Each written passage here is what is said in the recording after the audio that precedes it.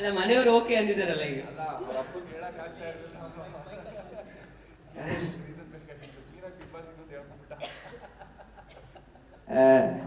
ಹಂಗೇನಿಲ್ಲಕ್ಕ, ನಾನು ಗೆಲ್ಬೇಕಂತೇಳಿ ಬಂದಿದ್ದಿಲ್ಲ.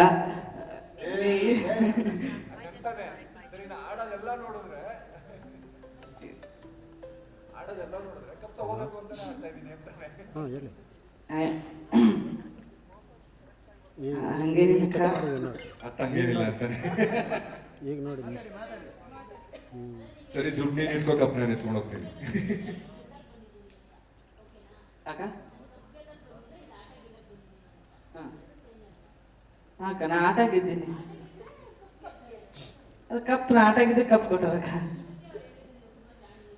ಹೌದು, ಯಾರು ಅಂದ್ರು ದಡ್ಡ ಅಂದ್ರು ಅಂತೇಳಿ ದಡ್ಡ ಅನ್ಕೊಂಡ್ರಲ್ಲ ಆಚೆ ಕಳಿಸ್ದ.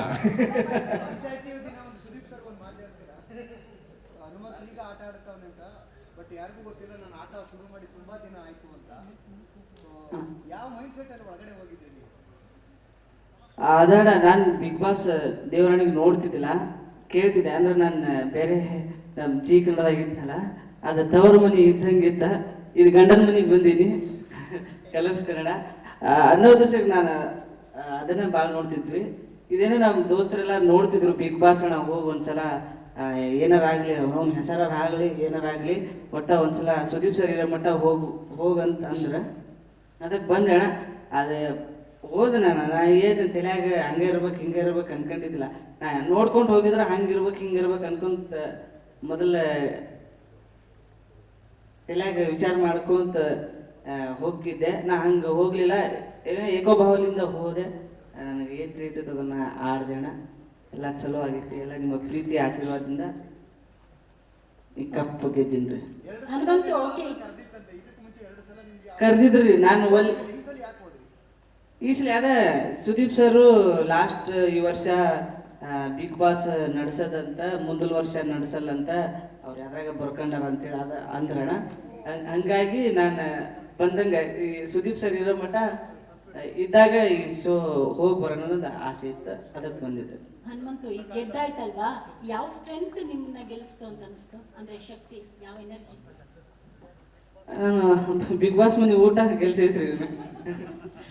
ಸರಿ, ಈಗ 5.5 ಕೋಟಿ ಜನರು ನಿಮ್ಗೆ ವೋಟ್ ಮಾಡಿದ್ರು, ಆಲ್ಮೋಸ್ಟ್ 5.5 ಕೋಟಿ. ಅವರು ಏನನ್ನ ನೋಡಿ, ಯಾವ ಮಾನದಂಡ ನೋಡಿ ನಾನು ವೋಟ್ ಹಾಕಿರ್ಬೋದು ಅಂತ ಅನಿಸ್ತು ನಿಮಗೆ?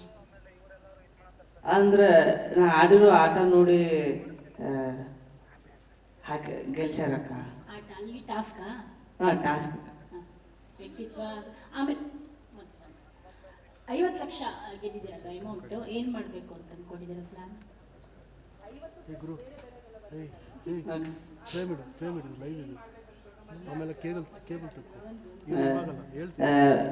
ಮನಿ ಕಟ್ಟಿಸ್ತೀನಕ್ಕ, ಮದುವೆ ಹಾಕಿನಿ. ಅಲ್ಲ, ಅದು ಮನಿ ಕಟ್ಸಿದೈತಿ, ಅದು ತಗಡೈತಿ, ಅದನ್ನ ತೆಗೆದು ಸುಲಾಪ.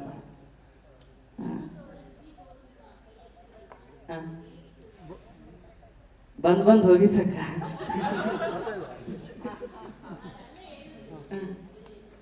ಮತ್ತೆ ಅಲ್ಲಿ ಹೇಳಿದ್ದೆ, ಇಲ್ಲಿ ಹೇಳಕತ್ತೀನಕ್ಕ.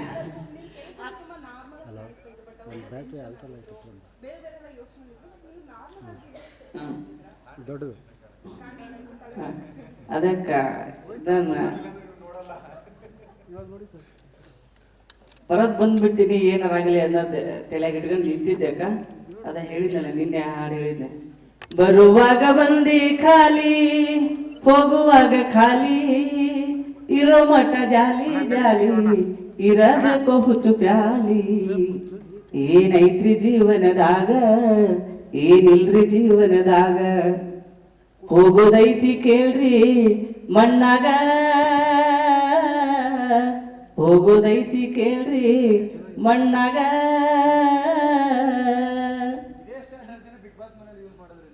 ಹೌದಣ್ಣ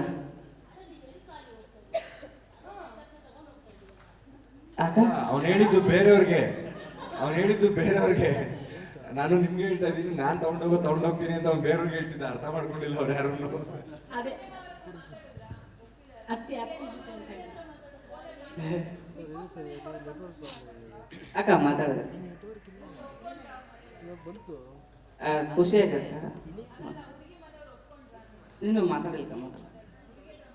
ಸುದೀಪ್ ಅಣ್ಣನೇ ಒಪ್ಕೊಂಡಾಯ್ತು, ಇನ್ನವ್ರ ಮನೇಲಿ ಒಪ್ಕೊಳಲ್ವಾ? ನೀವು ಒಳ್ಳೆ ಹನುಮಂತು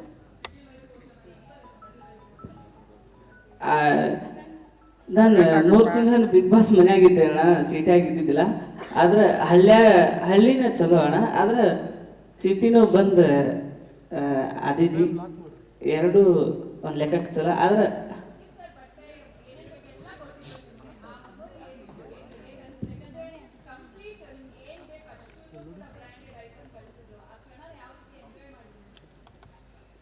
ಅದನ್ನು ಸುದೀಪ್ ಸರ್ ಡ್ರೆಸ್ ಕೊಟ್ಟಿದ್ದು ಮರಿಲಾದ ಕ್ಷಣಕ್ಕ. ಯಾಕಂದ್ರೆ ನಾನು ಅನ್ಕೊಂಡಿದ್ದಿಲ್ಲ ಸರ್ ಎಲ್ಲ ಡ್ರೆಸ್ ಕೊಡ್ತಾರಂತೇಳಿ. ಸರ್ ಕೊಡಿಸ್ತೀವಿ ಅಂದ ದಿನಾಗ ಭಾಳ ಖುಷಿಯಾಗಿನಾಗ ಸುದೀಪ್ ಸರ್ ಕೊಡಿಸಿದ್ರು, ಹಾಕೊಂಡೆ ಖುಷಿ ಆಯ್ತು.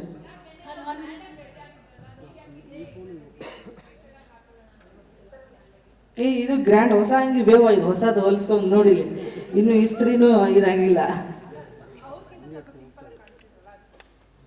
ಆಗ ಸರ್ ಈಗ ನೀವು ಕಿಚ್ಚ ಸರ್ ಜೊತೆ ಕನ್ವರ್ಸೇಷನ್ ಇತ್ತಲ್ಲ ವೀಕೆಂಡ್ ವಿತ್ ಆ ಥರ, ಅದರಲ್ಲಿ ನೀವು ಹೇಳ್ತೀರಾ ಬೇರೆಯವರು ಟ್ರೋಫಿ ತಗೊಂಡು ಹೋಗೋದಕ್ಕೆ, ಟ್ರೋಫಿನ ತಲೆಯಲ್ಲಿ ಇಟ್ಕೊಂಡು ಹೋಗ್ಬೋದು, ನಾನು ನೀವು ಮಾತಾಡಿದ್ದನ್ನು ತಲೆಯಲ್ಲಿ ತಗೊಂಡು ಹೋಗ್ತೀನಿ ಅಂತ, ಎರಡೂ ತಗೊಂಡು ಹೋಗ್ತಿದ್ದೀರಲ್ಲ ಈಗ. ಅದಕ್ಕೆ ಕರ್ನಾಟಕದ ಜನತೆ ಆಶೀರ್ವಾದ, ಸುದೀಪ್ ಸರ್ ಆಶೀರ್ವಾದ, ಎಲ್ಲ ನಿಮ್ಮ ಪ್ರೀತಿ ಆಶೀರ್ವಾದ ಅಕ್ಕ. ಎರಡೂ ಒಯ್ಯಾಕತ್ತೀನಿ ಅಂದ್ರೆ ಎಲ್ಲ ನನಗೆ ಕರ್ನಾಟಕದ ಜನತೆ ಕೊಟ್ಟಿರೋ ಭಿಕ್ಷೆ ಅಕ್ಕ. ಸುದೀಪ್ ಸರ್ ಹೇಳಿದ್ರೆ ಏನನ್ನು ತಗೊಂಡು ಹೋಗ್ತಾ ಇದ್ದೀರಾ? ಅದು ಸುದೀಪ್ ಸರ್ ಶನಿವಾರ ಹೇಳಿರೋ ಮಾತು, ಅವು ನಾವು ಎಲ್ಲಿ ಎಡುವುದಾಗ ಒಂದೊಂದು ಮಾತು ಹೇಳ್ಯಾರಲ್ರಿ, ಆ ಮಾತೆಲ್ಲ ತಲೆಯಾಗ ಅದಾವಕ್ಕ. ನಮ್ಮ ಮುಂದಿನ ಈ ಜೀವನದಾಗ ಏನಾರ ತಪ್ಪಿ ಎಡವಿ ಬಿದ್ರು ಸುದೀಪ್ ಸರ್ ಹೇಳಿರೋ ಮಾತು ನೆನಪಿಸ್ಕೊಂಡ್ರೆ ನಾವು ಹೊಳ್ಳಿ ತಿದ್ಕೊಂತೀವಕ್ಕ ಅಂತ ಹೇಳಿ ಹೇಳ್ತೀನಿ. ಹನುಮಂತ್ ಈ ಕಡೆ ಇಲ್ಲಿ ಉತ್ತರ ಕರ್ನಾಟಕ ಪ್ರತಿಬಿಂಬಿಸ್ತಿರುವಂತ ಪ್ರತಿಭೆ ನೀವು. ಸೊ ಅದೇ ಪ್ಲಸ್ ಪಾಯಿಂಟ್ ಆಯ್ತಾ ಈಗ ಈ ಕಪ್ ಗೆಲ್ಲಕ್ಕೆ ಅಂತ ಅನ್ಬಿಟ್ಟು, ಯಾಕಂದ್ರೆ ಈ ಒಂದು ಲಿಸ್ಟ್ ಅಲ್ಲಿ ಗೆದ್ದಿರುವಂತ ಲಿಸ್ಟ್ ಅಲ್ಲಿ ಮೊದಲ ಉತ್ತರ ಕರ್ನಾಟಕದ ಪ್ರತಿಭೆ ತಾವು. ಉತ್ತರ ಕರ್ನಾಟಕದ ಮಂದಿ ನೀವೇ ರೀ ಮೊದಲು ಗೆದ್ದಿರೋದು. ಹೌದ್ರಿ ಅಣ್ಣ, ಅದ ಖುಷಿ ಆತ್ರಿ ಅಣ್ಣ. ನೆನ್ನೆ ಮನೆ ಮುಂದೆ ಸಾಕಷ್ಟು ಸಂಖ್ಯೆಯಲ್ಲಿ ಸೇರಿದ್ರು ನಿಮ್ಮ ಅಭಿಮಾನಿಗಳು ಅಂತ, ಊರಿಂದ ಹುಡ್ಕೊಂಡು ಬಂದಿದ್ರು ತುಂಬಾ ಜನ.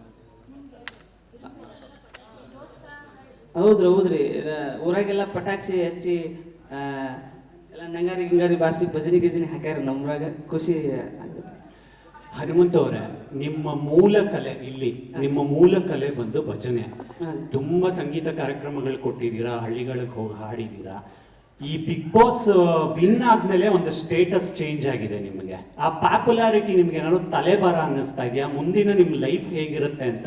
ಏನಕ್ಕಂದ್ರೆ ಎಲ್ಲ ಹೋದ್ರು ಜನ ಸೆಲ್ಫಿ ಕೇಳ್ತಾರೆ, ಮುಗಿ ಬೀಳ್ತಾರೆ, ಅದಕ್ಕೆಲ್ಲ ರೆಡಿ ಆಗಿದ್ದೀರಾ ನೀವು ಮಾನಸಿಕವಾಗಿ? ಹ್ಞೂ ರೀ, ರೆಡಿ ಅದೇನ, ಹಂಗೇನಿಲ್ಲ, ಚಲೋ ಇರ್ತೀನಿ. ತ್ರಿವಿಕ್ರಮ್ ಅವರೇ, ನಿಮಗೆ ತ್ರಿವಿಕ್ರಮ್ ಭಾಳ ಖುಷಿ ಪಟ್ಲಕ್ಕ. ಅಳಕತ್ತಿಲ್ಲ, ಅಳಬೇಡ ಬಂದೀನಿ ಅಂತಂದು. ಕಾಸು ತಂದಿದ್ದೀನಿ, ಮದುವೆ ಆಗ್ತೀನಿ, ತಲೆ ಕೆಡ್ಸ್ಕೊಬೇಡ, ಕಪ್ಪೈತೆ. ಗೆದ್ದಿರೋ ಖುಷಿ ಅಲ್ಲಕ್ಕ. ತ್ರಿವಿಕ್ರಮ್ ವೈಲ್ಡ್ ಕಾರ್ಡ್ ಎಂಟ್ರಿ ಈ ಮಟ್ಟಿಗಿನ ಇಂಪ್ಯಾಕ್ಟ್ ಕೊಡುತ್ತೆ ಅನ್ಕೊಂಡಿದ್ರ ಅಂತ ಈ ಸಾರಿ? ಅವನ್ ಜಾಣ ಇದ್ದ ಅಂತ ನಂಗೆ ಬಂದಿದ್ದ ದಿವಸನೇ ಹೇಳಿದ್ದೆ. ನಾನು 3-4 ಶೋ ಮಾಡ್ಕೊಂಡ್ ಬಂದಿದ್ದೇನೆ, ಈ ಶೋಲಿ ಹೆಂಗಿರ್ಬೇಕು ಅಂತ ಗೊತ್ತಿರಲ್ವಾ. ಸೊ ಅದನ್ನೇ ಹೇಳ್ತಾ ಇದ್ದೆ ನಾನು, ಅದು ಅವನಿಗೂ ಗೊತ್ತಿತ್ತು. ಆ್ಯಂಡ್ ಇವನು